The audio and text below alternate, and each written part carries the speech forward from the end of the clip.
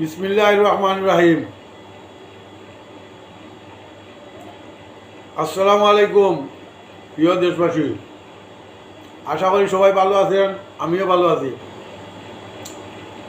আমি দোয়া করি সবার জন্য, সবাই ভালো থাকো, সুস্থ থাকো, নিরাপদে থাকো, আমার জন্য দোয়া করবেন।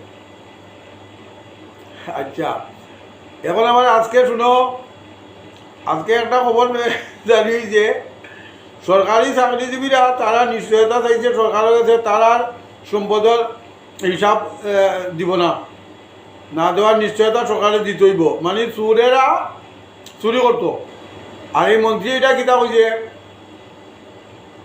মন্ত্রী কয় তারা হিসাব লইলে আবার তারা মাথা উঠে চাপ থাকবো, তারা সার্ভিস দিতে পারতো না। মানে চুরের মাথার উঠে এখন চাপ দিও না, নাহলে চুরি করতে পারতো না, এর বানিয়ে লইয়া।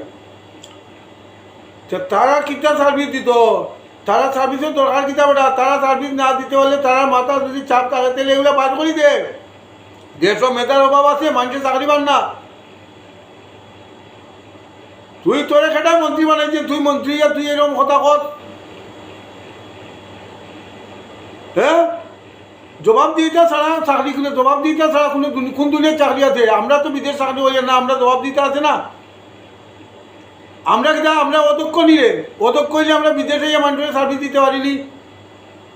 বিদেশ হলে মানুষের তার নিজের দেশের মানুষের চাকরি দিয়া আরও চাকরি জায়গা তাকে বিদেশ থেকে আনিয়ে চাকরি দে মানুষের।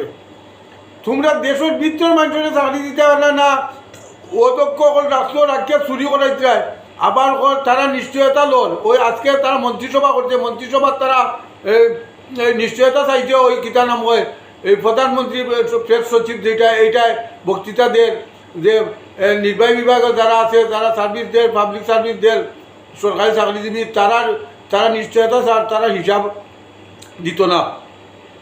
এটা সরকারের চাপ দিতে পারতো না, তারা নিশ্চয়তা চাপ। মানে এর মানে হইল চুরি করবো আর চুরের তোলা দিত না।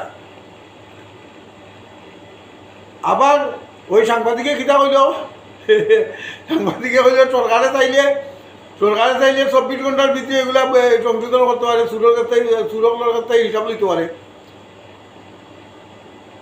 জবাবদিহিতা যদি না থাকে, তাহলে এটা সরকার চালাইব কিরকম? এটা তো আর রইল নি সরকারও কিচ্ছু, এটা সরকার হইল নি, এটা তো সরকার না, এটা তো হইল কি কিরকম জনগণের বুকা বানিয়ে খাইতে হইতো, বুকার সঙ্গে বাস করে তারা।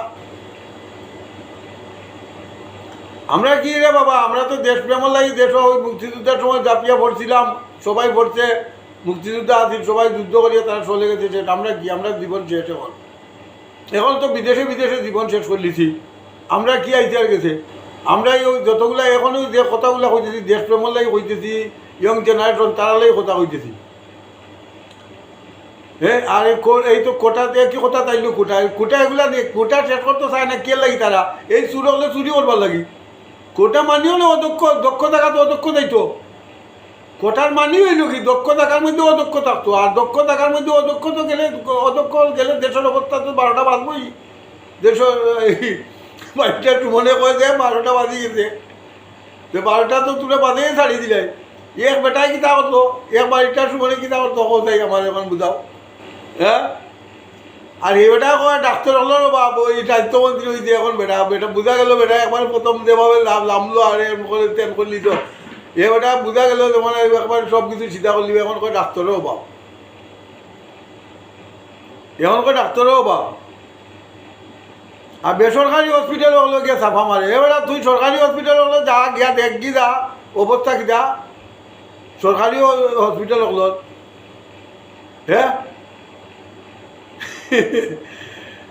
কমিউনিটি শেখ হাসিনার বারে খালি কয় কমিউনিটি হসপিটাল, কমিউনিটি খালি কমিউনিটি হসপিটাল বানাইছে। দেখ কি কমিউনিটি হসপিটাল ছাগলে লাদের, ছাগল থাকার উপযোগ্য না এগুলা।